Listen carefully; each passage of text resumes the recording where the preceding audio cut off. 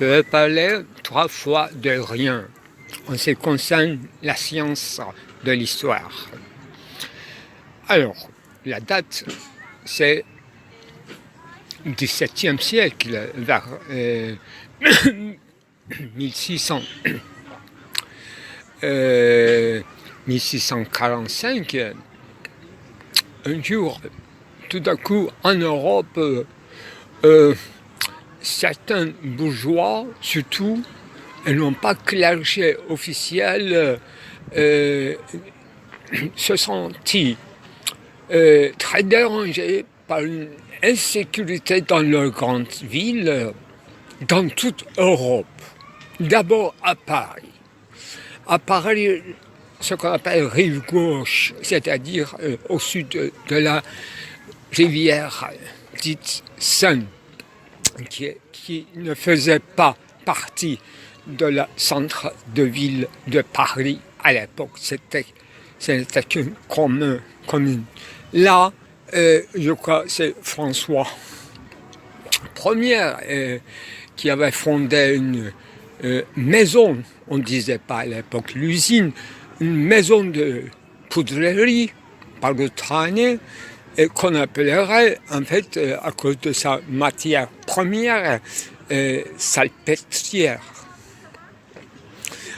Parce que salpêtre, c'est une substance qu'on trouve dans la nature, dans les cavernes, justement. Notre grande obsession dans la philosophie occidentale, dans les cavernes, soit dans les rochers, qui est une synthèse naturelle de la calcaire, des rochers et des fécations des oiseaux, des chauves-souris, etc. Donc, ça demande un certain temps que ça devient potassium nitrate avec, je crois, 3 oxygènes, 3 en puissance 3 d'oxygène. Donc, ce n'est qu'une oxygénisation de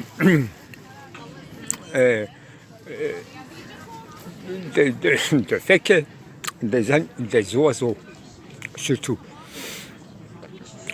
On trouve à Istanbul le mot güvercin, j'ai reconnu tout de suite en lisant l'histoire. Cette fois-ci un peu différent, parce que mon entrée à cette histoire, et je vous avais dit en 3 fois rien. Donc première étape de mon récit, complètement chronologique et suivant l'ordre de la présentation de mon cogito, c'est-à-dire mes visées à ceci ou cela, concerne l'hôpital de 13e ou 14e arrondissement de Paris, intitulé donc, qui s'appelle la Pitié salpêtrière. Donc d'où vient ce nom bizarre, Pitié?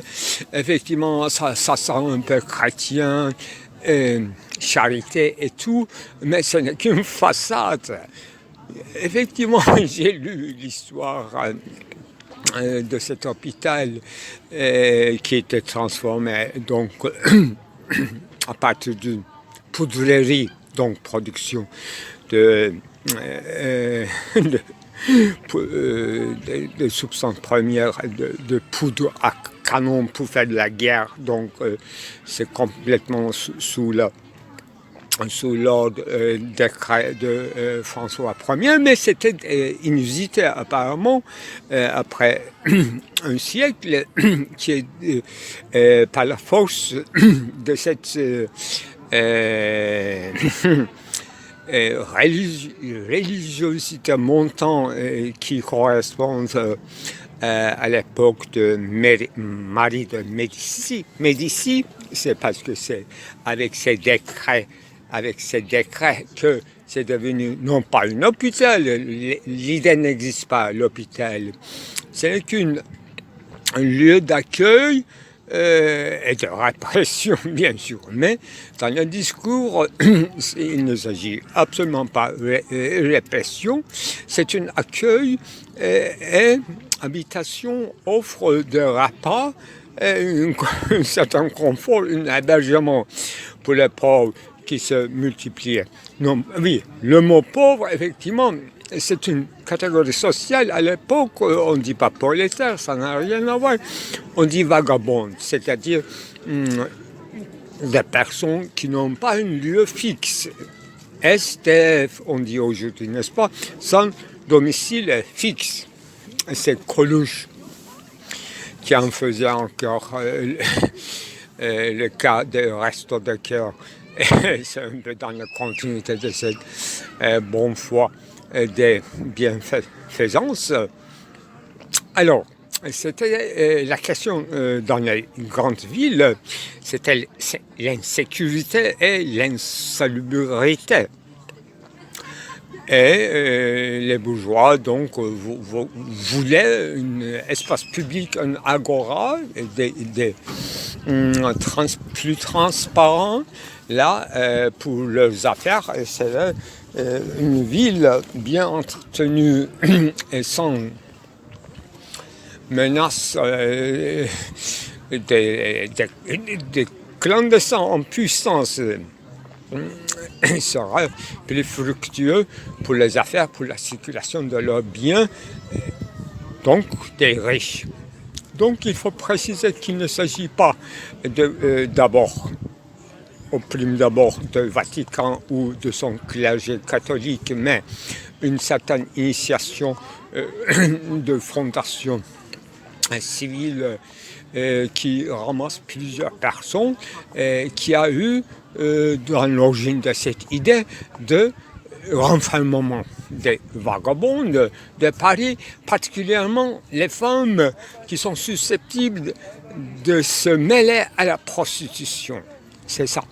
Eh bien, le but, c'était quoi? C'est, entre guillemets, le mot n'existe pas, la réhabilitation, c'est-à-dire le rapport catéchisme. Les préceptes de notre sainte religion christianisaient le peuple. Donc le peuple n'avait rien à voir avec le christianisme, bien que cette présence depuis des siècles, depuis le Moyen-Âge, des cathédrales qui savaient non pas christianiser, mais héberger les vagabonds et les paysans dans un moment difficile avec le bétail. Imaginez, dans la campagne, le rôle de cathédrale. Ça n'était pas cité ni développé dans l'article que j'ai vu rapidement, que j'ai beaucoup aimé par la clarté. Effectivement, on connaît l'histoire, moi, personnellement, d'une autre façon, c'est-à-dire avec les livres de Michel Foucault, qui est très compliqué, très théorique, qui concerne, d'une part, l'histoire de la folie, à l'âge classique, et l'autre, c'est la naissance de la clinique, bien sûr. Ce sont des domaines de préoccupation de Michel Foucault, mais cet article a cet avantage comme premier registre, comme je disais 3 fois rien, premier rien concernant l'histoire, c'est raconter l'histoire de cet hôpital qui a duré quand même 400 ans et qui a accueilli 400 000 personnes de Paris, et avec les allers-retours à l'autre hôpital plus central et plus médicalisé, et donc qui est plus noble, qui s'appelle justement Hôtel de Dieu, pas encore hôpital. Hôpital, c'est-à-dire le lieu de hospice. C'est encore une interprétation chrétienne de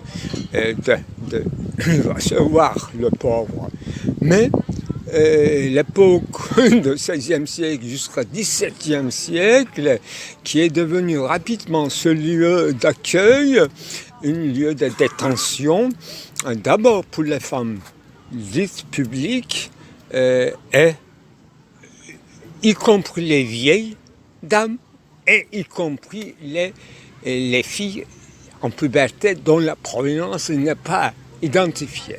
Donc, les préfectures, il y a dans les archives qui est cité, des décrets, c'est-à-dire pièces à conviction déposées des préfectures pour ramasser, détenir ces femmes sous l'ordre, bien sûr, du roi ou de la reine.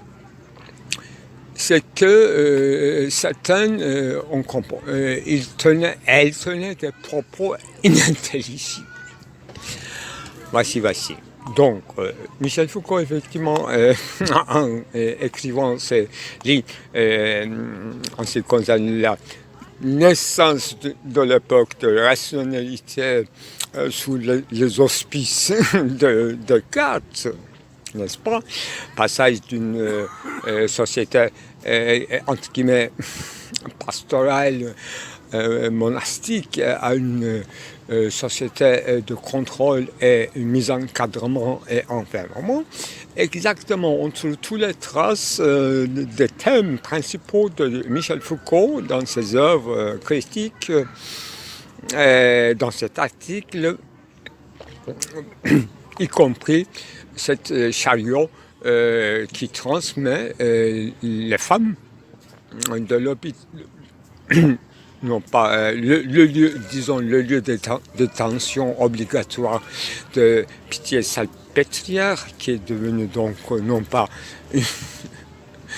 un lieu où produit de poudre, mais avec les interventions de plusieurs architectes, des petits chalets pour les plus agités, les femmes les plus agitées, les incurables, et ceux qui sont susceptibles d'être christianisés et ceux qui y resteront pendant toute leur vie et y mourront. Cet hôpital, entre parenthèses, existe encore à Paris et c'est à l'occasion justement de mon visite sans raison de l'hôpital Abdülhamit près d'Istanbul, près de caserne de Selimiye, là où était le cas dans mon enregistrement il y a 2 jours, là où je parlais des réformes de l'infirmerie à l'occasion de la guerre de Crimée. Et mon visite le lendemain de cimetière anglaise, britannique d'Istanbul. Mais pour ne pas parler de l'histoire, mais de mon autobiographie affligeante, etc. Donc, comme je disais 3 fois rien, c'est deuxième instance, c'est mon rien à moi de cette, comment on dit, cette vanité qui est moi, qui a trouvé ce sujet pour en parler, et d'une manière irrésistible, vu de mon accumulation de savoir et mon commencement, et ma vision critique de l'histoire et façon de raconter l'histoire, et autocritique d'une civilisation, effectivement. Alors, troisième rien comme chapitre, ce sera si disons un conservateur qui est un conservateur turc, musulman, qui sera très attaché à notre histoire et qui aura fait des efforts dans ses travaux historiques, scientifiques, académiques, faire toujours ce contraste entre la différence entre l'Orient et l'Occident, surtout en ce qui concerne le traitement des malades, d'abord hospitalisation, la différence en hospitalisation dans deux cultures. Là, chez les Ottomans, enfermement n'existant pas. Soit peine capitale exécutée brièvement d'une manière abrégée sur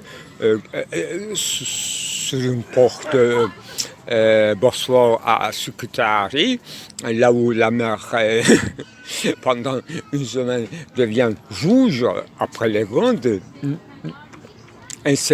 insurrections de l'ordre mystique hétérodoxe qui n'ont rien à voir avec l'aliénation, avec la maladie mentale ou avec la raison, avec la naissance de la raison. Non, ce n'est qu'un crime contre la souveraineté selon l'interprétation de Qadi, c'est-à-dire les juges islamiques, etc. Troisième rien concernera, non pas moi cette fois-ci, c'est ce groupement de historiens qui sont prêts de lire ce genre d'articles dans lesquels l'Occident fait son autocritique dans une clarté et en se basant sur les archives, en donnant jusqu'à le nom des jeunes filles de 8 ans qui sont entrées dans ce lieu sans aucune raison, dont la provenance, dont la naissance est inconnue, justement, c'est pour cette raison. L'autre femme qui entre dans cette maison par la force, bien sûr, par le décret royal, et qui entre dans cette maison, c'est parce qu'elle dénonçait quelqu'un qui aura fait probablement une certaine complot contre le roi. Et le préfet disait que cette femme dit des choses incompréhensibles, inintelligibles. Donc il ne faisait absolument pas recherche. Donc la plupart des femmes, surtout dans la première époque, par les interventions des bourgeois parisiens, ces femmes-là étaient d'une manière à une autre utilisées par des hommes de puissance et de statut, et ces femmes avaient un certain secret à tenir, mais ces hommes d'une grande notoriété n'avaient pas confiance que ces femmes continuent à se prostituer, parler dans les rues de Paris tous les soirs avec les autres hommes, et qu'elles dévoilent ces secrets. C'est l'essence même de l'enfermement, à mon sens. L'article ne dit pas si clairement, mais il suggère que ces femmes-là sont victimes d'un complot des hommes notoires, de grande notoriété à Paris. Et dans toutes les autres villes européennes, les pareilles précautions ont pris par les royaumes. C'est jusqu'à la date de, disons, non pas Descartes, pas du tout, jusqu'à la date de la Révolution française d'abord, qui aura donné cette possibilité de changer régime de ces lieux d'enfermement et non pas des hôpitaux loin d'être prison.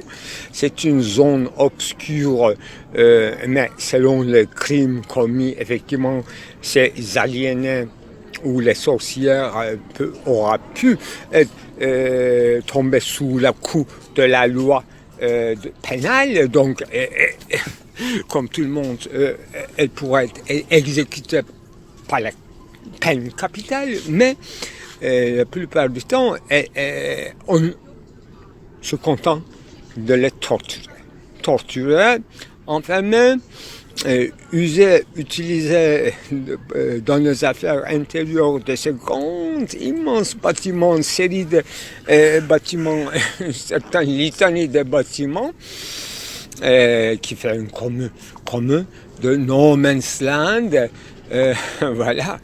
Voilà l'histoire de Paris.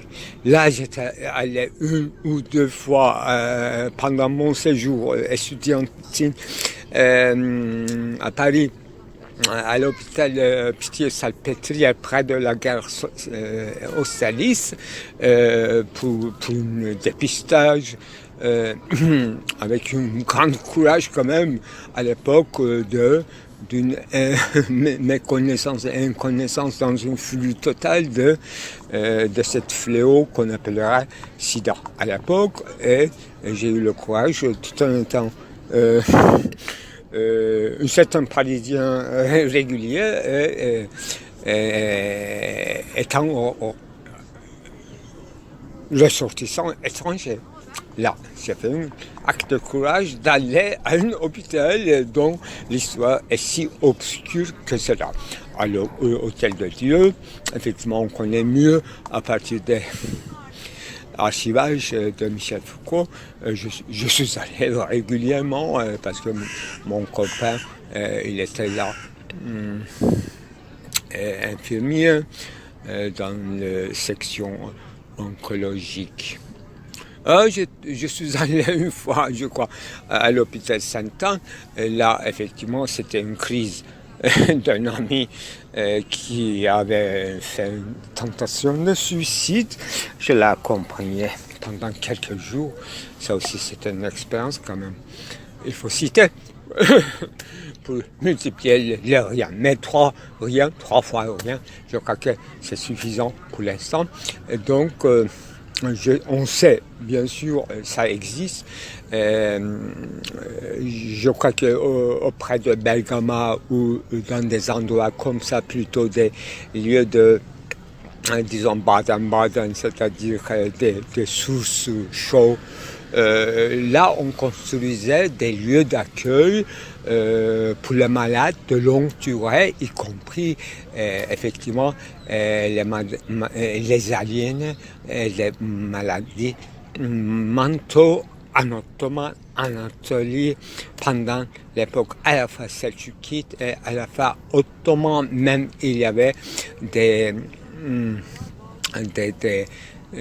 grandes et intéressantes méthodologies de guérison à longue durée avec la musique, y compris bien sûr le bain chaud et le bain confortable pour amollir le corps, pour que l'esprit se ramasse. Effectivement, la musique, l'eau et sonorité de l'eau qui colle et qui s'asperge sous la marbre blanche. Là, on a l'impression, selon ce que j'ai lu dans notre histoire, cette fois-ci du côté d'Ottoman, ça soulageait quand même les gens. Ils ne se sentaient pas comme dans un lieu d'exclusion, ni dans un lieu de torture. Loin de là, effectivement. Mais Michel Foucault va encore plus loin et il disait que avant Descartes et avant ce qu'on appelle l'âge de la raison, au moins, effectivement, il y a un siècle, les fous, ils se considéraient comme homo sacer, c'est-à-dire les gens qui ont des propriétés divines, et là, ils sont capables de comprendre d'une manière autre que le raisonnement des choses que nous, les gens qui sont capables de logos et de phonés, ne peuvent pas s'exprimer ni accepter. Eux, ils avaient une certaine art divinatoire. Là, il fallait laisser eux dans les eaux, dans l'élément aquatique des fleuves européens, dans une nef de fous, à se voyager et accomplir leur pérégrination interminable que Dieu, voilà, fait partie. Alors, l'auteur de cet article que j'ai vu hier toute la journée, je suis resté à bouche bée,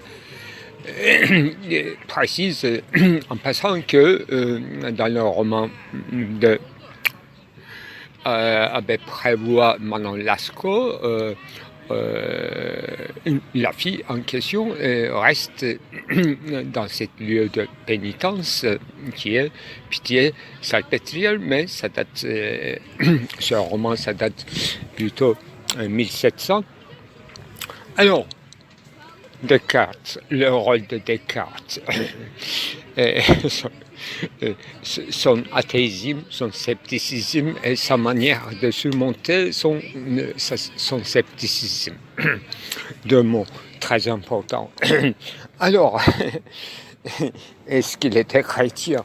Par convenance, oui, parce qu'il déclare que jusqu'à où je trouve une méthode pour user de ma raison en ce qui concerne les choses métaphysiques, en prenant les préceptes de géométrie et de mathématiques, je regrette qu'aujourd'hui on ne les utilise que pour construire des ponts et chaussées et des bâtiments, des hôpitaux, etc. Et un jour on sera capable quand même d'avoir l'essence de ces choses pour en faire des déductions, etc. Donc il acceptait que les ponts et chaussées et la construction de bâtiments et l'architecture étaient florissantes dans son pays, en disant que je serai fidèle jusqu'à ce que je trouve une autre méthode plus juste, et claire et distincte. Je serai très obéissant à la société dans laquelle je suis éduqué par mes précepteurs et je ne vis pas dans la Chine et je ne rêve pas, je n'ai pas des espoirs pour devenir le roi de la Chine, c'est-à-dire le philosophe chinois. Je parle au mien. Dans le langage, je suis, c'est pas plus important des choses que je sois français ou je parle français ou j'écris français, c'est parce que je vis ici. Ce n'est qu'une conjoncture qu'on peut mettre parfaitement entre parenthèses. Donc, je ne suis pas coupable qu'ils construisent des lieux de détention, des renfermements pour les folles et des vagabondes de nos villes.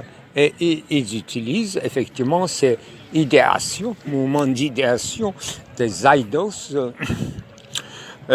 pour les profits des souverains et pour des raisons technocrates. Autrement dit, au sens faible du terme, pragmatique. Alors, Socrate, avec Descartes, il se défendait. C'était une sorte d'apologie. Demander le pardon. Ah oui, mon époque, c'est un peu bizarre, oui, mais on ne peut pas continuer avec la raison scolastique non plus, disait-il apparemment. Et on a vu quand même les massacres de quoi? De Marie de Médicis, et massacre des protestants, la nuit, toutes les nuits blanches, des guerres de 30 ans, 100 ans. Et il disait que ça suffit, maintenant il faut trouver un âge de raison, etc. Et lui-même, il était mercenaire pendant une époque de sa vie. Donc un soldat payé. C'est justement dans le roman de Manon Lescaut, le sujet principal, c'est pas une femme perdue, mais un choix, une indécidabilité, une oscillation entre, va-et-vient entre deux vocations. C'est l'un devenir chevalier, comme toujours, un templier qui allera à Jérusalem pour dévoiler le secret en ce qui concerne les mystères, soit ce qui revient au même dans une secte, soit qu'il va devenir une simple prêtre. Vous voyez. Même avec décrivant, formulisant le problème, le dilemme, et j'ai résolu le problème parce que ça fait un cercle. C'est indécidabilité qui fait le cercle. C'est pour ça qu'il y a un indécidable à cette époque-là. Soit qu'il va devenir un homme courageux, brave, gaillard, guerrier, donc un chevalier de noblesse, noblesse de guerrier bien sûr, par ses propres forces physiques, comme vocation. Il faut choisir, ou bien il va se retirer dans une couvent et prier le Dieu et s'isoler du reste du monde, de ces atrocités, de ces mauvaises maisons, là on fait compte et on capte syphilis. C'est ça le sens de quand même. Manon Lascaux de Abbé Prévost, qui est bien cité dans une phrase dans cet article dont je vais dire en sous-titre l'auteur contemporain, bien sûr. Voilà, merci de m'avoir écouté.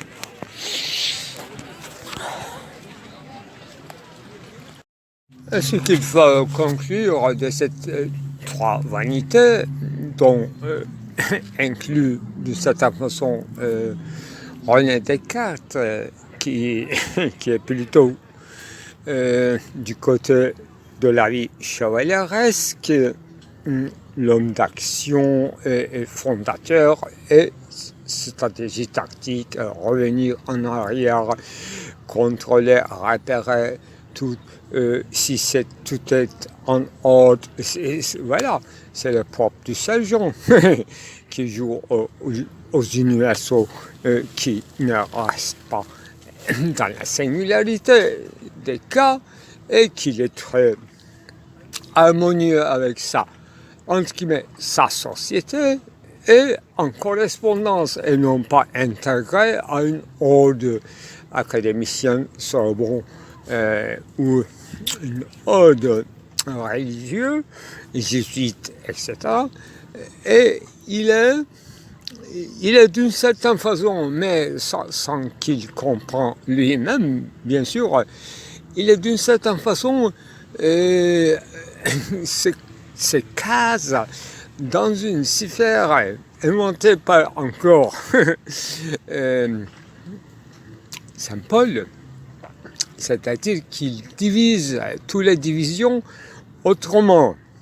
C'est la seule façon, ma seule façon de sauver Descartes, Desmaines griffé de Michel Foucault, comme quoi qui sera responsable de l'enfermement à l'âge classique pour des raisons de la raison et de la différence, de sa différence des raisons qui existent bien dans la ville de Paris et partout à cause d'une mauvaise gouvernance des rois et une complicité effectivement dans les établissements d'enfermement, justement, dans la pitié salpêtrière, avec une double gouvernance, c'est-à-dire d'une part clergé supérieur et les autres qui s'appelleraient sœurs ou ma sœur, on les apostrophera ma sœur, comme dans l'hôpital de Pasteur à Istanbul qui est détruit, démoli, qui est devenu une résidence chic, suivant le raisonnement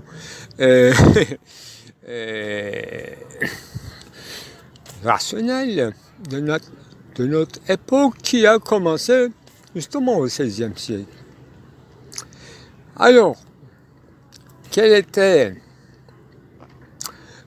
cet état de choix malgré toute méthodologie programmatique de Descartes? Il s'est choisi en tant qu'un Dasein de son époque. Da veut dire son époque, son lieu, son emplacement, bien qu'il ne se sente pas français éternellement. Et il se sait qu'il est contingence, raisonnable, entre autres, sauf qu'il a une tendance de user sa partie, entre guillemets, rationnelle de son âme. C'est ça. Le choix sans choix fait que chevalerie était déjà fini. Son mercenaire, avec son âge, était exténué. Donc, pour entrer dans une ode religieuse, c'était trop tard. Il avait trop péché au sens de raisonnement.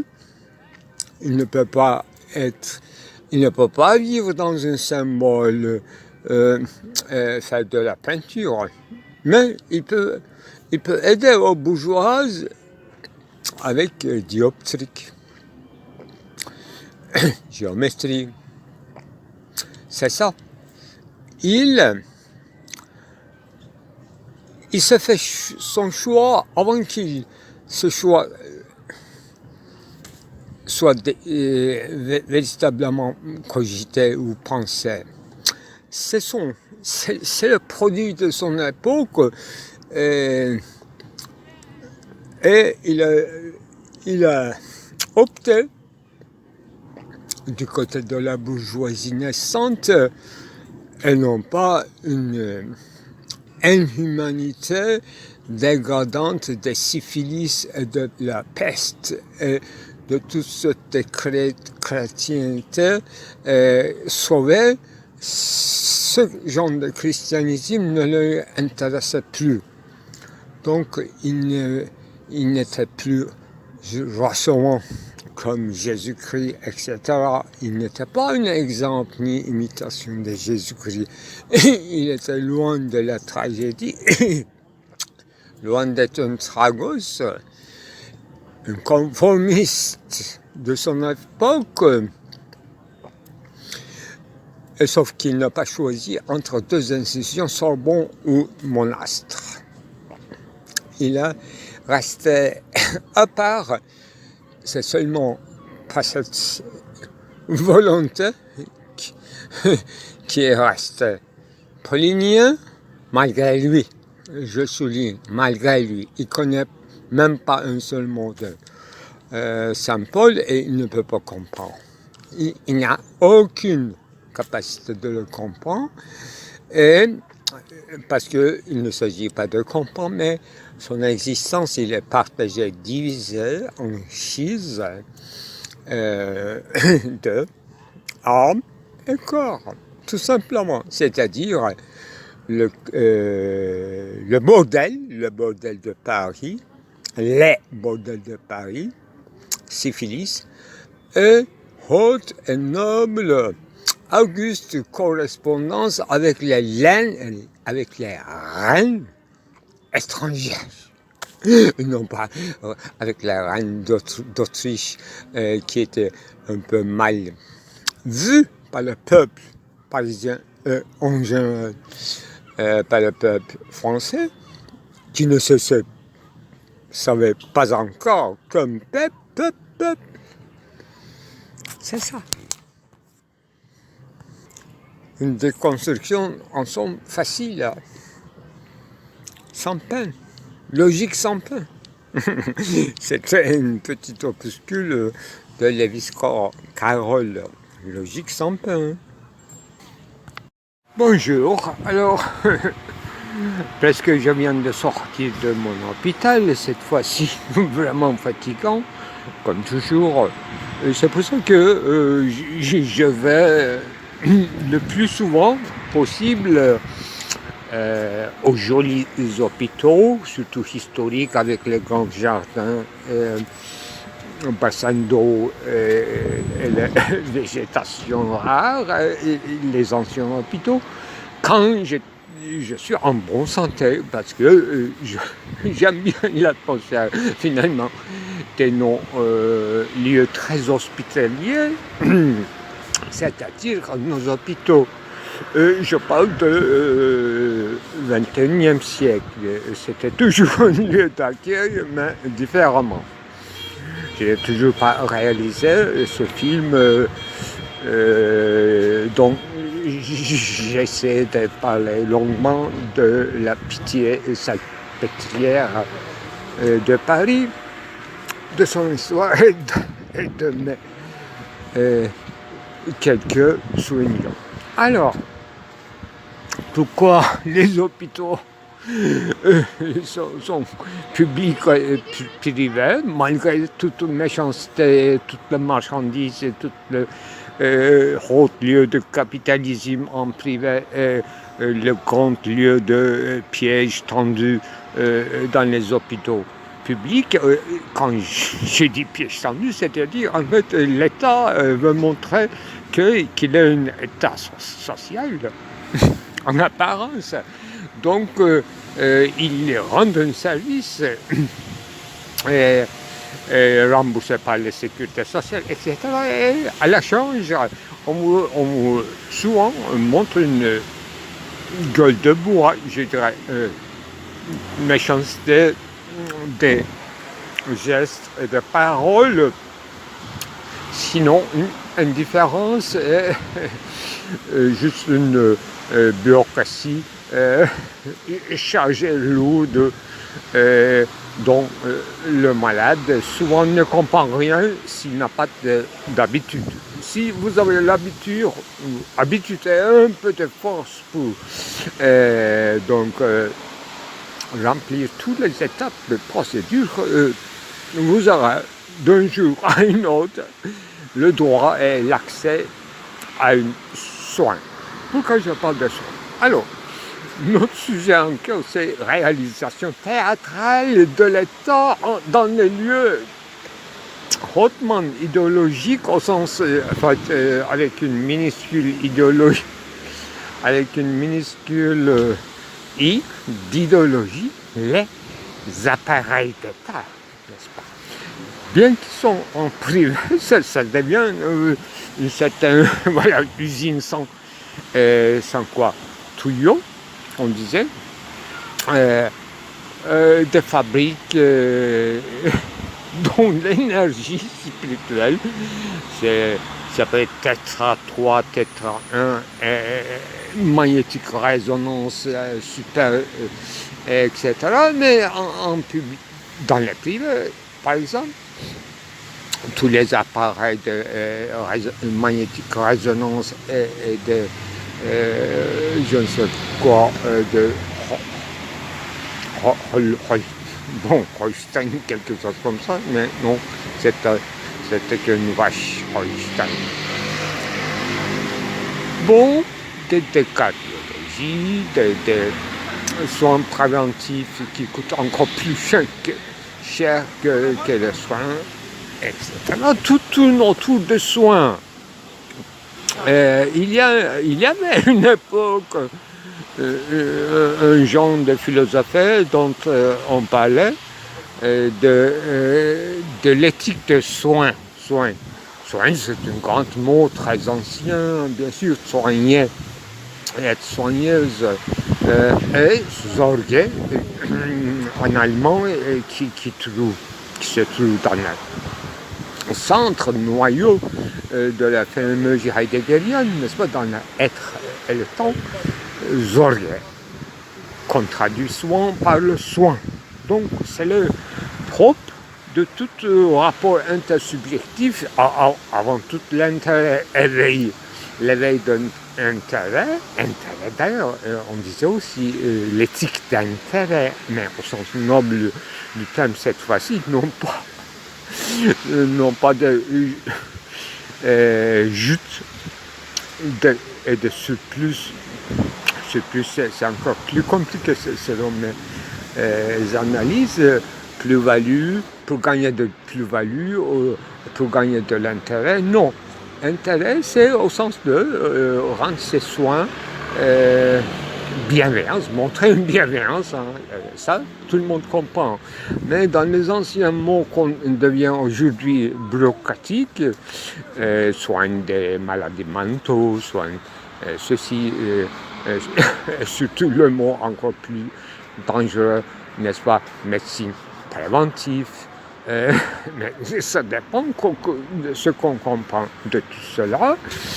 Sûrement, il a plein d'études et surtout des stages et des réunions interminables qui tournent autour des paramédicaux qui sont encore peut-être le plus gentil, hein, les paramédicaux, c'est-à-dire si vous comprenez, enfin pour vous, que vous comprenez, je parle du SAMU ou même y compris les agents de pompiers, tout simplement les pompiers, ils sont parfois plus bienveillants.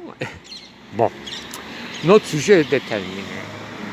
Montrer sa bienveillance, est-ce possible sur le concept du capitalisme, soit en public, soit en privé? Public, c'est-à-dire qui aura un certain retentissement d'un choix politique qui est au pouvoir, qui va montrer soi-disant sa différence, soit une époque en couvrant les cheveux de femmes fonctionnaires, soit parfois en montrant les courts-circuits, le circuit de sécurité sociale, pour avoir un certain privilège dans les opérations chirurgicales, demander gentiment des argents, des surplus, etc. Bon, on a eu toutes les couleurs, mais pourquoi j'en parle? Je suis sorti d'un hôpital pour justement, il faut comparer les prix. Les prix des services qu'on suppose nous rendre, et nous les rendons avec, soit selon le lieu, n'est-ce pas, pour nous faire pitié justement le mot, montrer, être demandeur de pitié, pitié, voilà, un malade vient, pitié salpêtrière, haut lieu de salpêtre, grand alchimiste qui devient civilisé, qui entre en action toujours des échanges, non pas des métaux précieux, mais on vous demande votre maladie à la change de notre gloire en nation, soit gloire royale, gloire, pour que vous ne soyez pas un centre de salubrité dans nos rues parisiennes, etc. C'est une grande question qu'on fasse. Pourquoi je parle un peu à la manière, tout à fait différente, mais à la manière de Foucault, comme si une science dite médecine n'existait pas. Moi, il y a eu des différentes couches épistémologiques des sciences médicales, et je ne sais pas lesquelles d'entre elles je dois me confier.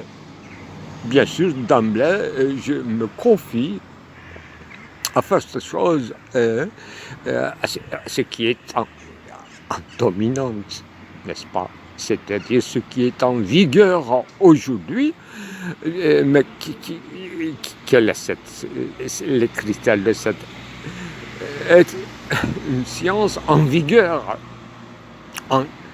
une médecine en vigueur et une médecine devenue caduque. Donc les soins, manière et forme de soins orgues devenus caduques et forme de soins orgues, intérêts, etc. devenus au point. au point jusqu'à où tous les hôpitaux, surtout privés, pour attirer leurs clients, effectivement, ils se concurrent bien sûr. D'abord quoi? Dans la grandeur de leur mégabyte. On dit tétra. Alors,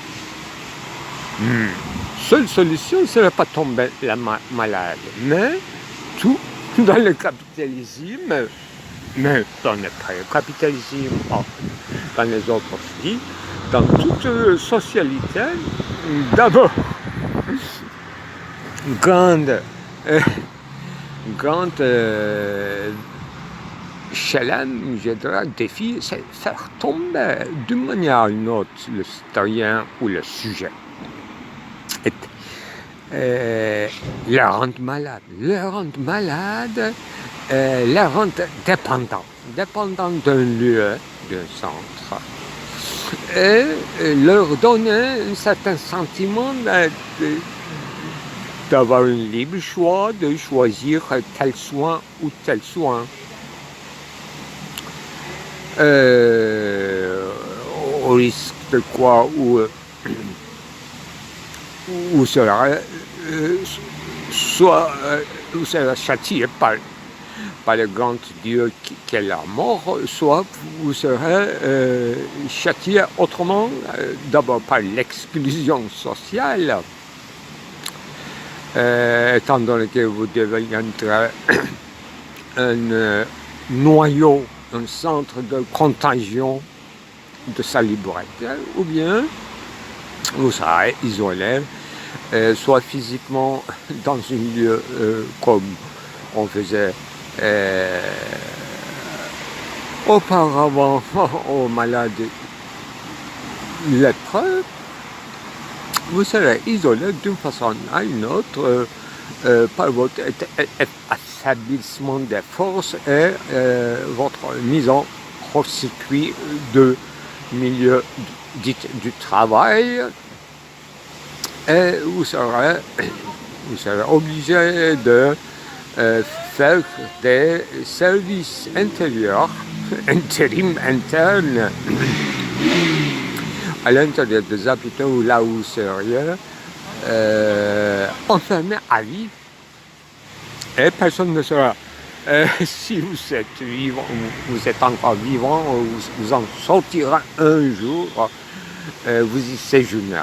Voilà un peu l'histoire des hôtels de Dieu, les dieux de accueil, de pauvres et de plus démunis par l'intermédiaire d'une nouvelle classe bourgeoise qui aura des influences auprès des souverains, non pas ministère de santé, mais ministère intérieur, intendant de roi, etc. C'est à peu près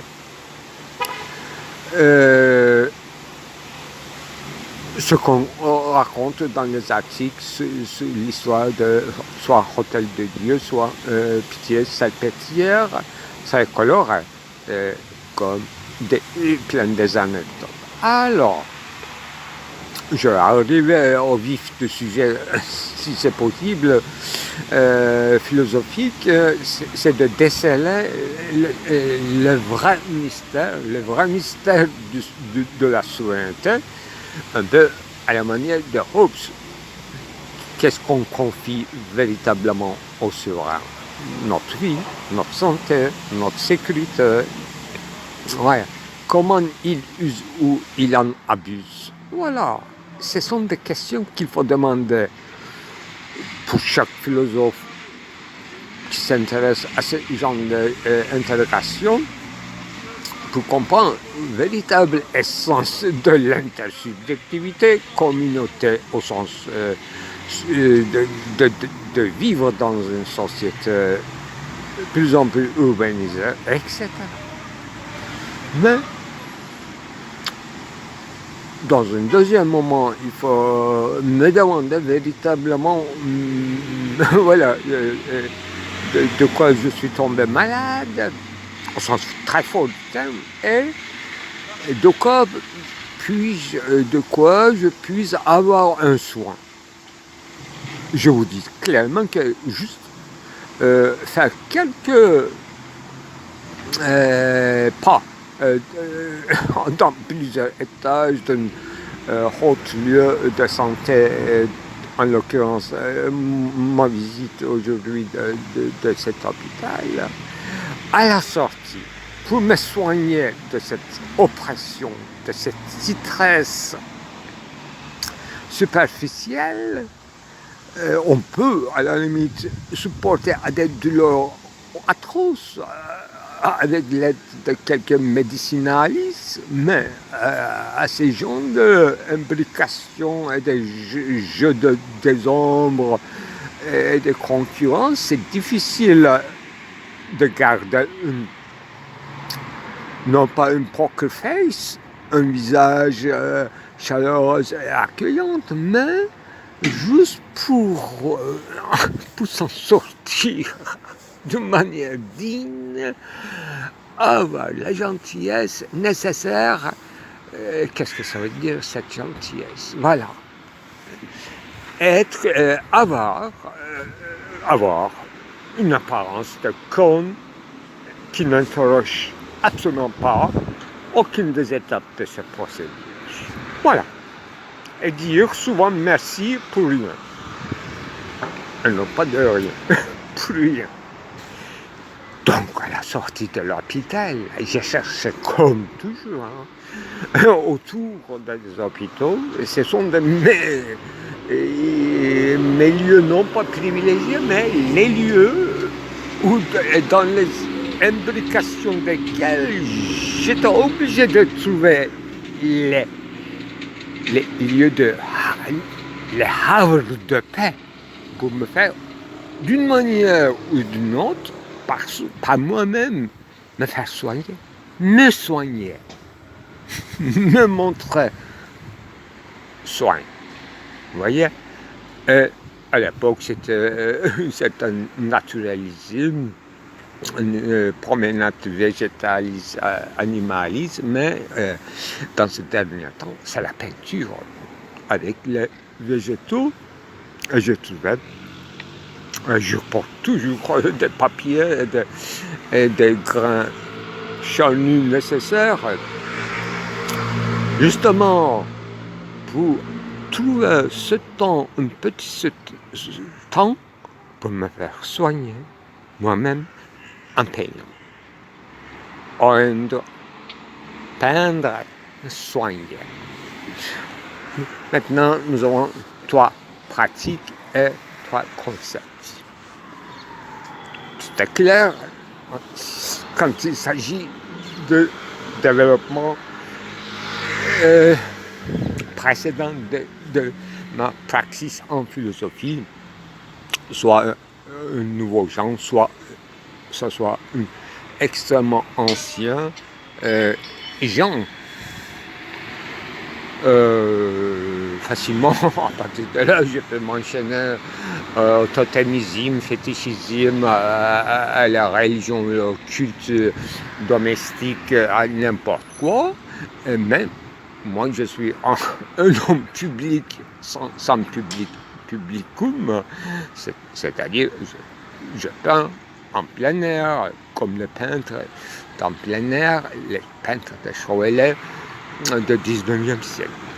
Donc, moi, je n'ai pas une cérémonie culte familiale, mais à partir de cette constatation, je peux m'enchaîner à plusieurs pistes, dont l'un, et ceci, ça peut venir d'Adonis, des rituels d'Adonis, en passant par Mitra à Byzance, et tout vaut le même. Dès que vous vous enchaînez dans une, quand même, en sursaint, dans une décision de vous libérer, en délivrance, en salut, et par un souci de soi, par un soin que vous allez vous montrer à vous-même. Chacun montre de différentes manières un environnement, c'est-à-dire raum, espacement, un séjourné. Tout est inventé à réinventer dans ce domaine-là. Donc le reste, c'est-à-dire ce qui est de l'épocale et la haute science de la médecine, ce n'est qu'un supplément pour remplir un vide énorme, cette kénos, c'est-à-dire cette déréliction, cet délaissement du sujet humain face à leur propre mort, à leur propre dégradation, à leur propre voilà dégénération, qu'est-ce qu'il disait, corruption, voilà, la chair comme se corrompt et l'esprit tel que nous allons inventer d'avoir un accès va nous sauver ou délivrer de la chair corrompue. Tandis que nous continuons, moi, peindre la chair, aujourd'hui par exemple, c'était la chair d'une pomme offerte par Ève à Adam, tout simplement. Et plein d'autres figures dans une autre papier. Et j'ai dessiné toute une histoire afin que ces acteurs en chômage, dessinés, caricaturisés dans ma page blanche, trouvent un metteur en scène qui va leur charger de certaines missions. Ils sont là en tant que tels, c'est-à-dire tels qu'elles sont. Gleich dans une indifférence, mais dans une irréductible singularité qui le fait une certaine caricature d'elle-même. C'est ce qu'on appelle type, ou bien singularité quelconque, est, autrement dit, tel qu'il est, singularité, tel que. Je crois, bon, les ontologues scolastiques aussi, ils ont donné un nom à ceci même. En allemand, je crois, ils utilisaient Gleichheit. Agamben utilise singularité quelconque, mais en donnant le mot latin pour dire c'est ça. Dire quidam, non, c'est très tardif, péjoratif, mais moderne bourgeois. Et il devrait y avoir une notion plus épurée pour l'appeler cette indifférence entre relations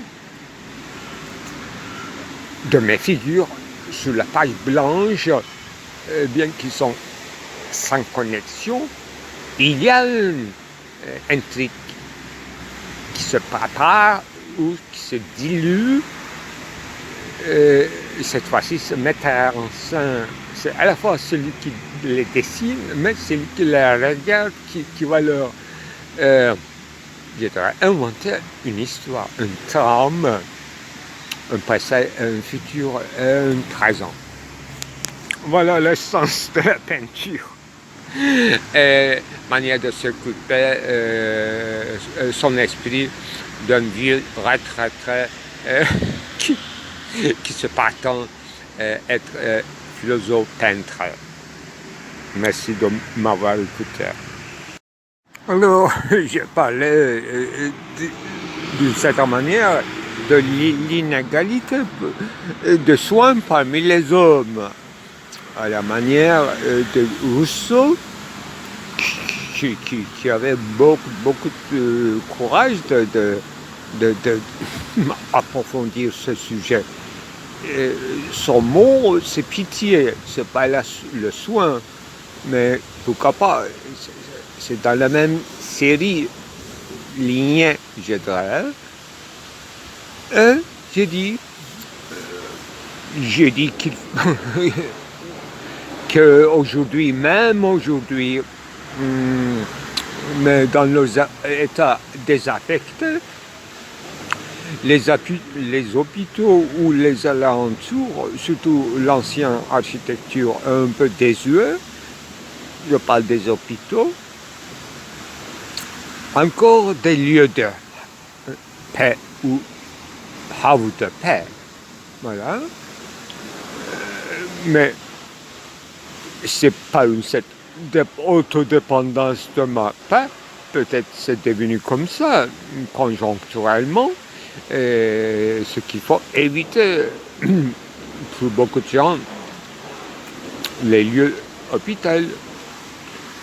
Mais une certaine dépendance, un rapport de dépendance s'établit. C'est ça que je voulais dire, mais ça a l'air très autobiographique. Mais si on regarde de près, surtout dans le service d'urgence, la nuit, au milieu, en fin fond de la nuit, vous allez trouver des gens sans logement fixe et qui se logent, qui passent leur nuit dans les hôpitaux en chaud. Donc pour eux aussi, c'est pas un lieu d'exclusion, mais encore un accueil. Qu'est-ce que je dis autre? Voilà.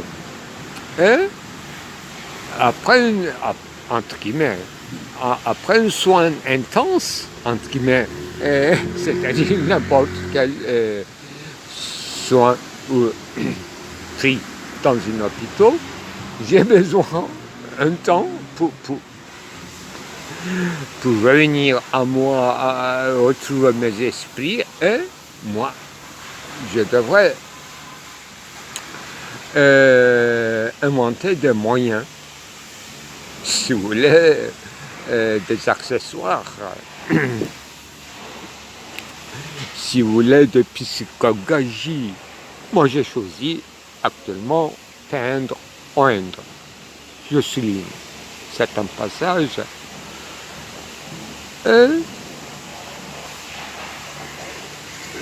Est-ce que j'irai à contre-courant de Hobbes, d'aller jusqu'à... est-ce que je vais aller jusqu'à dire, déclarer que l'essence même de souveraineté, c'est le soin. L'essence même de souveraineté, c'est le soin rendu. Les devoirs réciproques, est-ce qu'ils sont de l'ordre de soin? Non. D'abord, les soins, parmi les hommes, les inégalités, les soins, les capacités de soins, donner ces soins, parmi les hommes sont inégales. Également, l'indifférence de rendre un service de soins parmi les hommes, parmi les fonctionnaires de santé, parmi les soignants, par le corps soignant, dans le corps soignant, sont inégalement distribués par chance. Donc, et le mot, la mort est prononcé, mais chaque fois dans un contexte d'état, quand on prononce le mot la mort, parce que la chose même nous est inconnue, on pense à cette phrase de Hegel, là, dit que l'état souverain terrestre, pour montrer non pas par une manigance ou par une volonté, mais par sa fonction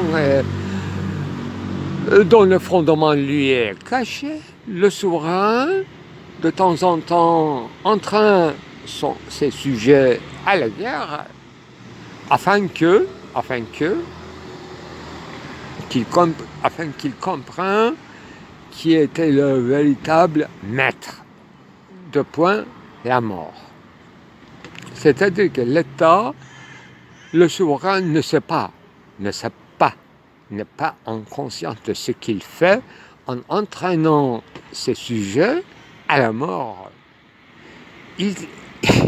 D'une certaine manière de lecture ontologique de Hegel, l'État n'est qu'un médiateur, bien sûr, une médiation, qui ne sait pas ce qu'il fait, mais n'importe quel fonctionnaire, n'importe quel appareil d'observation,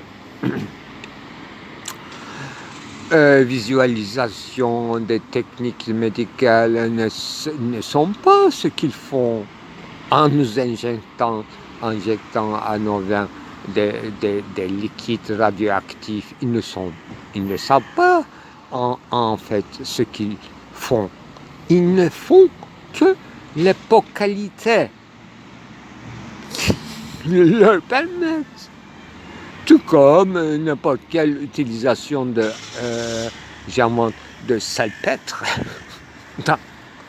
ou bien n'importe quelle bile noire de foie,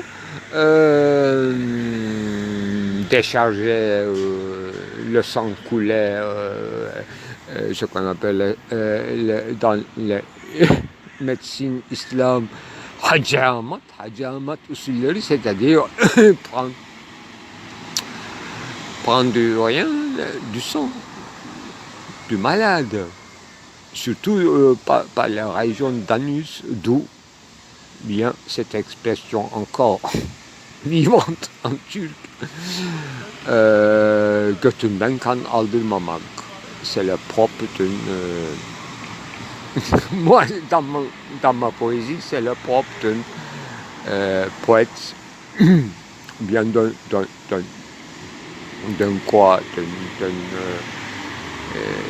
leader soufi, etc. Vous voyez, ce sont des choses de l'ordre, d'abord persuasion, conviction, et en dernier lieu, de la foi. Médecine n'est pas une science, c'est une pratique qui est basée sur la foi. Donc qui menace aussi, qui annihile même le concept même de la foi. Si vous aviez véritablement une foi à Dieu, à une prédestination, si vous croyez au destin, vous n'aurez aucune possibilité, envie de vous adresser aux médecins, aux hôpitaux publics, c'est-à-dire à l'État, où vous ne sonnerez pas les portes du capitalisme, soit d'État, soit de privé.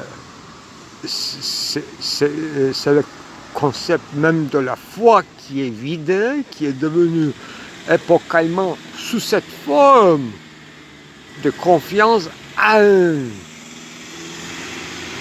instant supérieur, sujet supposé de savoir, soit le médecin, soignant, l'État, service public, sécurité sociale, etc. Vous voyez? Donc, même si on ne nous envoie pas à la guerre, pour que nous connaissions, c'est-à-dire la mort, le véritable maître, c'est-à-dire va te faire foutre chez les Grecs, trouve ta solution toi-même, moi je peux rien pour ta santé, c'est la véritable sentence. Ou bien l'État est rien qu'un simple algorithme machinal qu'on peut facilement remplacer par un dispositif technique qu'on appelle bureaucratie d'ailleurs, et on peut supprimer facilement dans cette hypothèse le chef d'État, c'est-à-dire celui qui incarne visuellement, figuralement, facticement le pouvoir. On peut le supprimer et on peut nous laisser face à face avec un jeu chinois de G5, n'importe quoi, c'est-à-dire avec vos portables, vous êtes votre propre médecin, vous allez prendre des services de soins par l'internet. Là, au moins dans une pharmacie dans mon quartier, sur sa vitre est écrit très clairement, lisiblement que on ne peut pas prendre des soins médicaux dans l'internet. On ne peut pas non plus vous élever en la philosophie sur l'internet, à moins que vous ne connaissez pas ça comme méchant. Mais méfiez-moi, vous de moi aussi, hein. Je suis aussi épocal, c'était le fruit défendu de notre époque,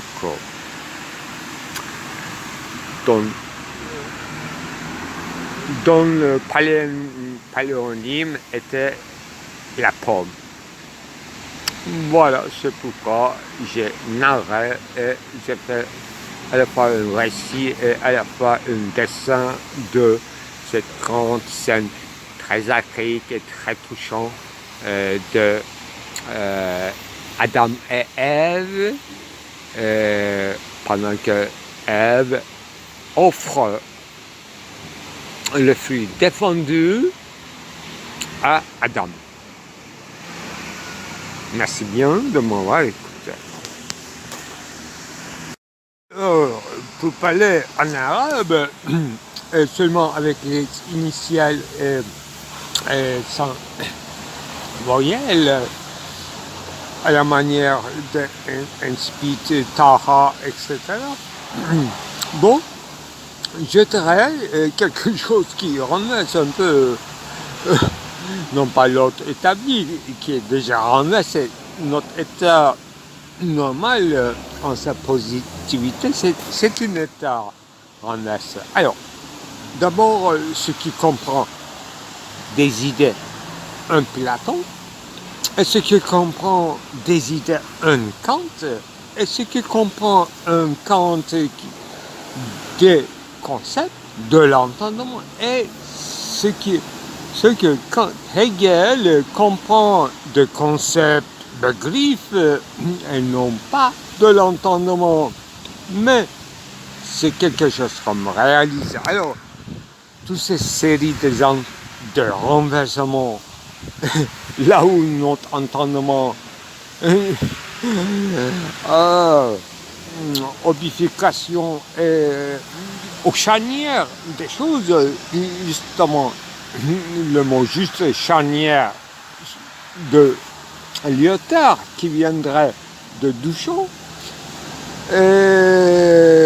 ça clique, je dirais, ça fait un Philippe Eplotre, et qu'est-ce qu'il est capable de charnière? C'est quoi une bifurcation, un changement de direction, un petit chemin qui ne mène nulle part, mais c'est déjà, les voies sont déjà tracées, les choix sont déjà faits, des décisions sont faites. Et une charnière, c'est-à-dire un aller-retour presque en pénombre, et le péché. C'est pas mon sujet, bien sûr, mais dans les charnières, justement, dans cette secret polychinelle, ce qui joue, ce qui est en jeu, tout à l'heure, je disais que tout le monde se soigne, c'est dans ce sens-là, que tout le monde gleich, mais avec les différences énormes entre les individus, et qu'on appelle inégalité parmi les hommes. Quelle différence, n'est-ce pas? si on n'arrive pas à dire singularité quelconque, et quand on dit quelconque, ce ne serait pas quelque chose de numérique, alors que justement la quantité, c'est-à-dire multiplicité, qui détermine cette charnière, c'est détournement de loi qui dit que chaque fois, me voici, je me soigne, je suis respectable en personnant, et je me soigne et je vous demande des services de vos soins à mes propres intérêts. Voilà. Plein de pièges tendus. Il nous faut, à mon avis, y retourner un jour tiède à notre boîte de Adonis, là où j'ai glossé sur ce passage de Adonis, la scène de chasse et notre état, je ne dirais pas délabré, mais notre état sous couvert qui serait dévoilé, et à force de la nature qui soigne et améliore et qui nous absorbe et qui non pas par corruption, mais par une certaine dissolution, une envie impossible d'appel d'une mère, pour ne pas dire Isis, à ses enfants, à ses entrailles, l'appel à l'inceste, la mort, c'est-à-dire une symbiosis totale avec la terre, globe, l'être indifférencié qu'on appelle la nuit, où tous les vaches sont grises. Alors que l'entendement, le concept de l'entendement chez Kant, c'est des limitations, définition, horismos grec d'Aristote, définition, ce qu'on sait, l'objet de l'entendement, l'objet de la connaissance, mais ce sont des façades, c'est-à-dire il y aura tout, non pas aux choses mêmes dont on ne sait rien, mais un métier de praticien qui laisse à côté sa vie consacrée, sacrifiée au bios théoreticos, la vie spéculative, dont c'est un fil de traces, et les suivantes comme Hannah Arendt se moque, et une figure, pourquoi pas, de Augustin, une figure Auguste, non pas par soi, mais par ni par syncrétisme, parce qu'il s'agit encore de la philosophie, mais pour y voir clair qu'un seul moment, n'est-ce pas, en un éclat, et qui dilue tout le reste, l'horizon, l'aspect, l'ouverture clairière, qui divise, non pas en deux, pas du tout, en plusieurs lignes, puisque l'illisibilité prouve que ça vous donne au moins l'impression ou de Stimmung que tout est changé, tout en restant le même, et vous n'êtes plus le même, alors que vous êtes encore plus le même dans votre identité, ipséité, à travers Anamnésis et vos productions insistant au sens où d'acharnement qui veut dire finalement séjourner et rester en vie, persévérance en la vie qui n'est possible qu'un soin, souci de soi, sorgue, qui soit interprété comme négation par sacre, par une autre remodulation d'un sujet qui est un Dasein jeté, projeté, enfui, et qui n'était qu'un simulacre, fade, copie des anciens initiations. Initiation au sens initiative, voilà. Fade, copie des initiations anciennes. C'est Nietzsche à peu près. Oh, l'homme qui se croit une personnalité, une multitude, quelconque, anonymat, dans les rues, la masse, peuplade, ce qui veut dire qu'il a peur, il apostrophe l'humanité en disant que, oh, vous, je vous reconnais moi, vous n'êtes que de fades copies de ce qu'on avait cru, dont on avait foi auparavant, dans les temps très anciens. La foi, hein. Aujourd'hui, vous n'avez pas de foi. Vous n'avez que des thèses doxiques. C'est encore un commencement de la philosophie. Vous n'avez pas de thèses doxiques. Vous séjournez dans une thèse doxique, toxique. Vous devriez être, chacun de nous, je parle d'abord à moi-même, à moi, vous devriez, y compris moi, vous devriez être d'abord détoxiqué dans une cure. Cura, voilà le dernier mot en latin qui est venu à l'esprit. Sorgue, soin, c'est cura. J'ai écrit un paragraphe qui est complètement perdu en grande lettre sur cura, la main qui apporte la cura et la main qui apporte de l'aide, soigne, la main qui soigne, si vous voulez, on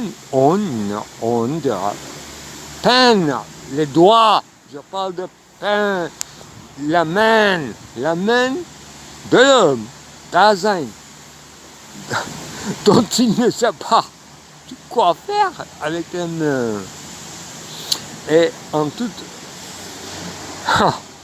déjà vraiment, osivité, loisir, dans ces dimanches sanglants, guerriers, après la guerre, dans un champ de bataille, après la bataille, la main, s'il n'est pas coupée, comme dans l'encyclopédie de Diderot et de l'Alembert, pour indiquer indice, la main coupée qui montre, n'est-ce pas, doigté, la main doigtée, l'œil doigté, etc. On n'est pas encore arrivé, je vous dis, mes amis. Les seuls mots inauguraux et non dits de mon épopée d'aujourd'hui seulement, chaudron. Pourquoi langage, non pas le langage, mais le concept psychanalytique de Freud était répressif, l'image de refoulement, figuration et image épocale de son siècle, début du XXe siècle, était répressif, qui était emprunté à des récits et des figures, à des conceptualisations et des visualisations, bien sûr conceptuelles, mais un cœur de l'autre, d'une hypothèse répressive de l'État, alors que la représentation théâtrale entre guillemets, de Foucault et tout en étant répressif de son époque, cette épocalité des soins, des changements conceptuels au sens hegelien, qui affectent de fond en comble l'entendement, c'est-à-dire les concepts de l'entendement dans leur figuration et les schématismes dans l'imagination. Chez Kant, un certain, n'est-ce pas, l'avoir montré par Platon que l'essence même des idées sera ailleurs, alors que nous quoi, nous glossons en vain, tout en étant convaincus de apporter des soins et des solutions à des problèmes insolubles qui se jouent par milliers de fois dans des sens différents des épocalités sous cette fade ligne qui se divise d'abord pas par chronologie, mais d'abord par Saint-Paul, grande ligne. Eh bien, grande ligne verte, on connaît. Grande ligne rouge, on connaît.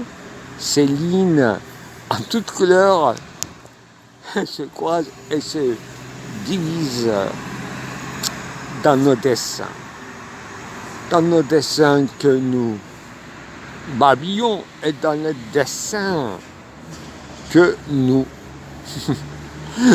bousillons encore plus.